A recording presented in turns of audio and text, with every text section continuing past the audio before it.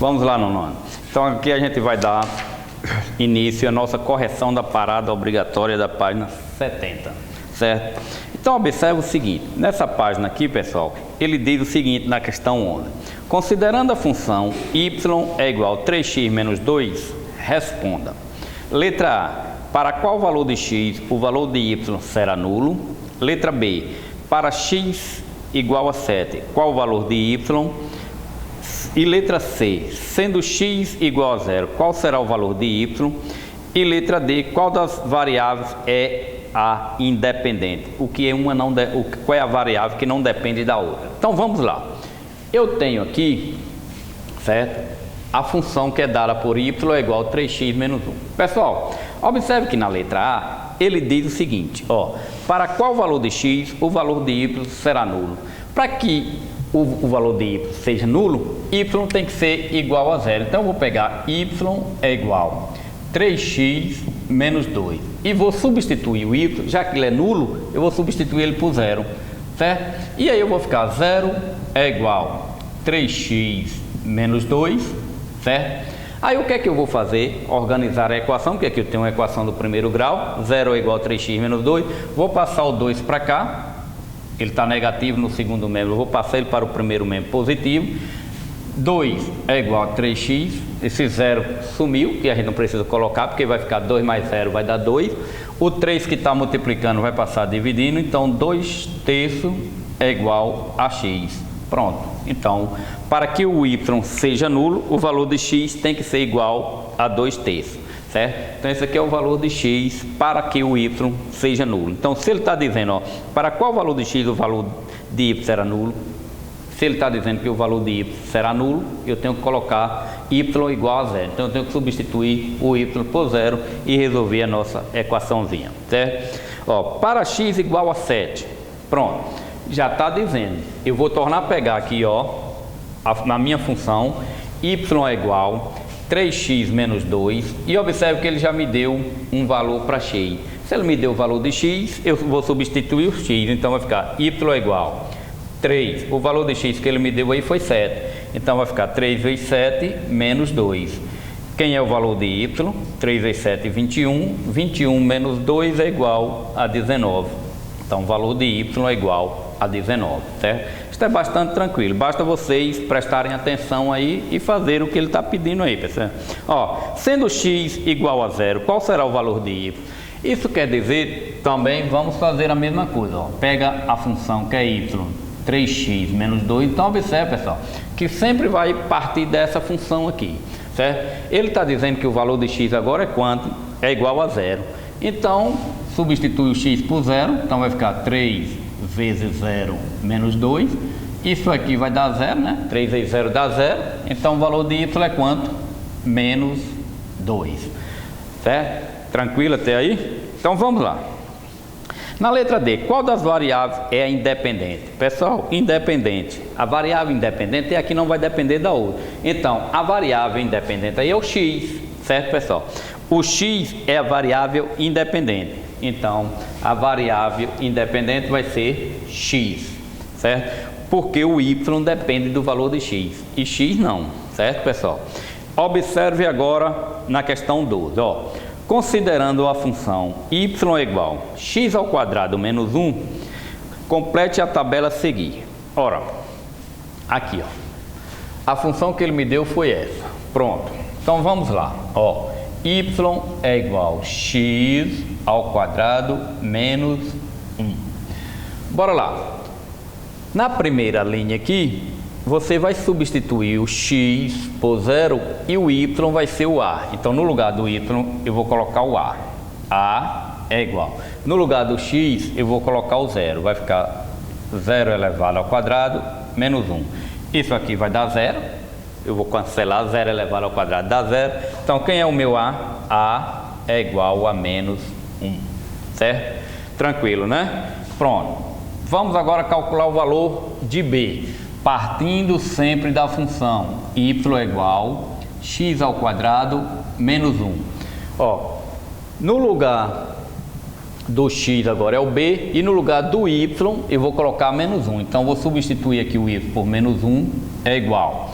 O b eu vou substituir o x aqui, então vai ficar b elevado ao quadrado menos 1. O que é que nós temos aqui agora? Vamos organizar aqui, né? Então vamos passar esse b, esse menos 1 para cá. Então aqui vai ficar menos 1. Esse menos 1 que já está no primeiro membro, você vai manter o mesmo sinal dele. E esse outro menos 1 que está no segundo membro, ele vem com o sinal oposto, né?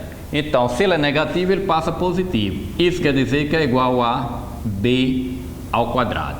Isso aqui, menos 1 mais 1 vai dar 0, que é igual a b ao quadrado. Isso quer dizer que, como a letra está elevada ao quadrado, extrai-se a raiz quadrada, ou seja, a raiz quadrada de 0 é o próprio 0. Então, b é igual a 0. Bora lá, continuando. Y é igual a x ao quadrado menos 1, certo? Então sempre vai partir da função que ele deu. Aí vai substituir, ó. Aí eu venho na linha do x, eu vou substituir o x por 3 e o y por c. Então c é igual, o valor de x é quem? 3, então vai ficar 3 ao quadrado menos 1. Quem é c? c é igual a 3 ao quadrado dá 9, 9 menos 1, c é igual a 8, certo? E por último o valor de d, a mesma coisa, ó. Y é igual a x ao quadrado menos 1. Então observe que sempre a função é a mesma. O y agora, o x, a gente vai substituir o x por 7, o d vai ser o y. d é igual a 7 elevado ao quadrado menos 1. d é igual a 7 ao quadrado, 7 vezes 7, 49. 49 menos 1, 48. Pronto. Está encontrado o valor dessas letras aí. Tranquilo, né? Pronto. Então vamos lá. Questão de número 13. Ó, em um galinheiro, todas as galinhas botam regularmente 2 ovos por dia, certo? Então, cada uma galinha vai botando 2 ovos por dia. O dono do galinheiro vende cada ovo por 70 centavos. Então, um ovo, o valor é quanto? 70 centavos. Certo? Um ovo custa 70 centavos. Ó, qual é a relação entre o valor para ele recebe? Ó, qual a relação entre o valor que ele recebe pelos ovos vendidos e a quantidade x de galinhas? Então, x representa a quantidade de galinhas. Então, o que é que eu posso fazer aqui? O valor que ele vai resolver. Ele diz que cada galinha coloca 2 ovos por dia. Isso quer dizer que um ovo é 70, 2 ovos vai ser o quê? 1,40, não é isso? Então vai ficar 1,40 ou 1,4 vezes x. Quem é x? O número de galinhas. Então, pessoal, essa aí é a relação que eu posso fazer, certo? Eu posso escrever assim, ou então eu posso botar v igual a 1,4x. Essa é a relação, onde esse 1,40 vai depender o quê? Da quantidade de galinhas que ele tem, que ele não me deu, então eu só sei que ela bota, cada galinha coloca 2 ovos por dia. Como 1,70 ele vai vender 2 ovos por dia, vai dar 1,40. Esse 1,40 ele vai multiplicar pela quantidade de galinhas, não é isso? Que a gente não sabe. Então essa quantidade de galinhas vai ser o x, certo? Tranquilo, né? Vamos lá. Ó, na questão 14 ele diz: uma empresa de fretes cobra o valor da entrega com base na massa da carga, sendo pago R$500 até 100 kg, certo? R$700 de 100 kg a 200 kg e de R$1.000 de 200 kg a 500 kg. Acima de 500 kg a empresa não efetua o frete. Aí ele diz: responda, letra A, quanto será pago por um frete de 375 kg? Lembrando que 375 ele está entre quem? Entre 200 e 500. Então ele vai pagar um frete de R$1.000. Correto? R$1.000. Porque ele diz, ó, 375 kg. Esse 375 ele vai estar entre 200 a 500, ele está aí. E se você pegar um frete de 200 a 500 kg, então você paga R$1.000. Então ele vai estar nesse meio aí, certo? Ó, quanto será pago por um frete de 199? 199 é menor do que 200. Então ele está o quê? Entre 100 e 200. Então R$700. É isso? R$700 aí na letra B.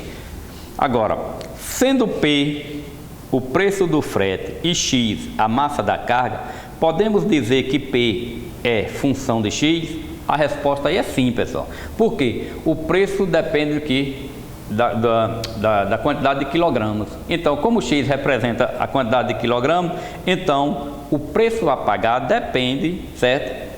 Depende da quantidade de quilogramas. Então, como X representa essa massa da carga, então o preço depende do valor de X. Então, P, certo? É dependente de X aí. Agora, a letra D. Sendo P o preço do frete e X a massa da carga, podemos dizer que X é função de P? Não. Certo? Por quê, pessoal? Porque, para o mesmo valor de P, temos mais de um valor de X correspondente a ele. Certo? Então, P depende de X, mas não X dependendo do P. Então, a resposta aí é não. Certo? Pronto. Então, na letra C foi sim, porque o P ele é dependente do X. E na letra D não, porque o X não depende de P, certo? Então vamos lá.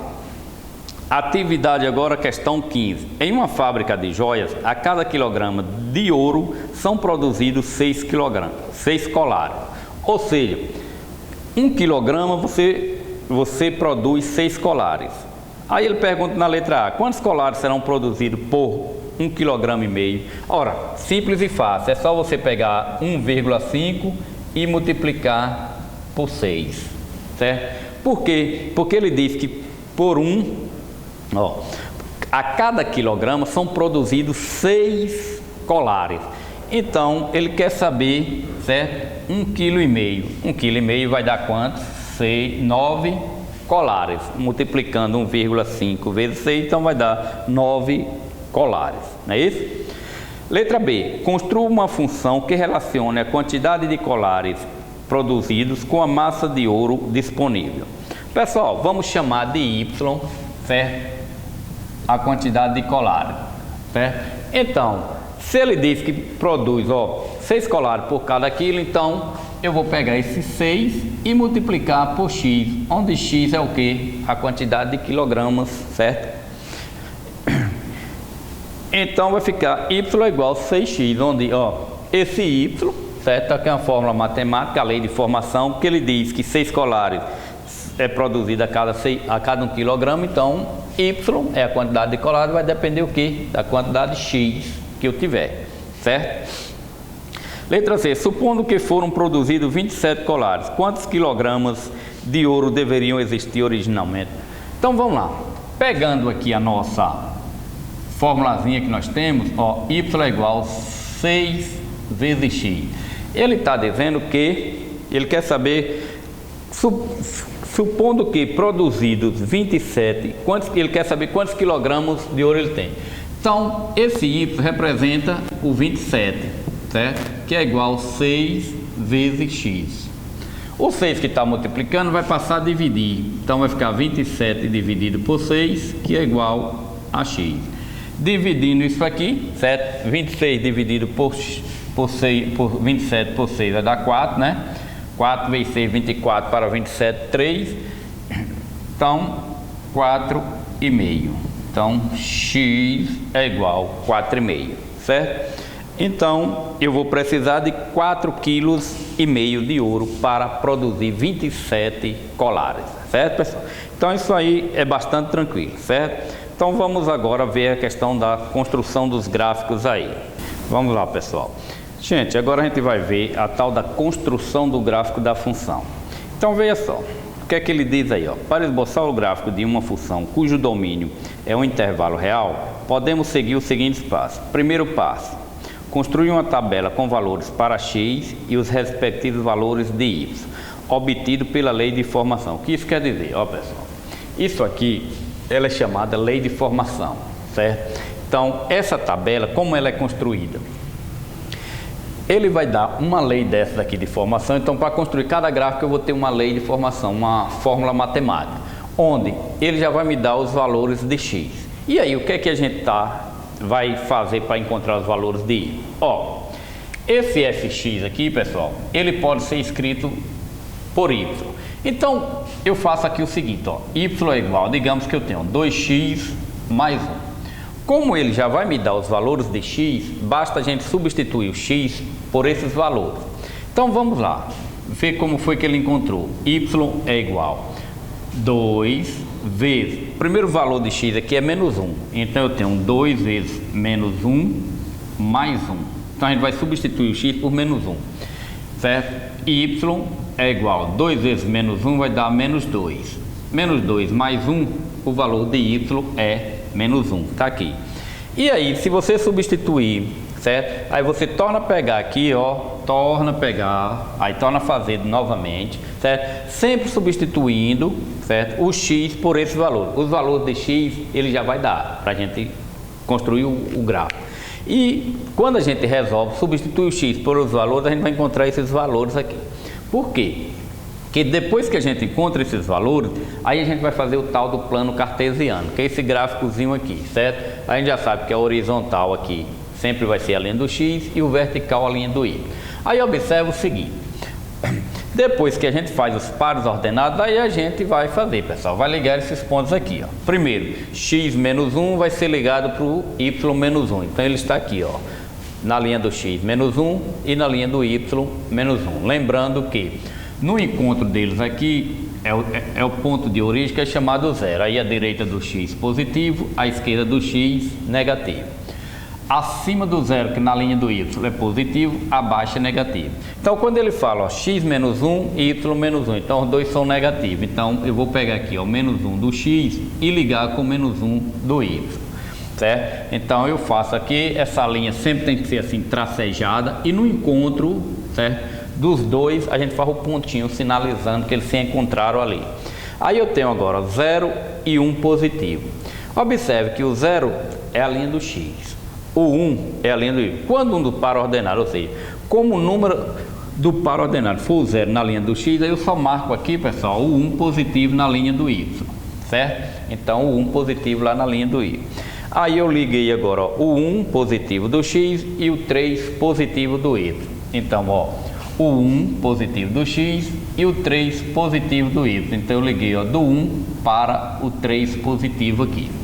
E aí observe que do 2 eu liguei para o 5. O 2 é o x, o 5 é o y. Então aqui está, ó, o 2 positivo é o x e o 5 aqui ó, é o y. Agora observe o que eu fiz.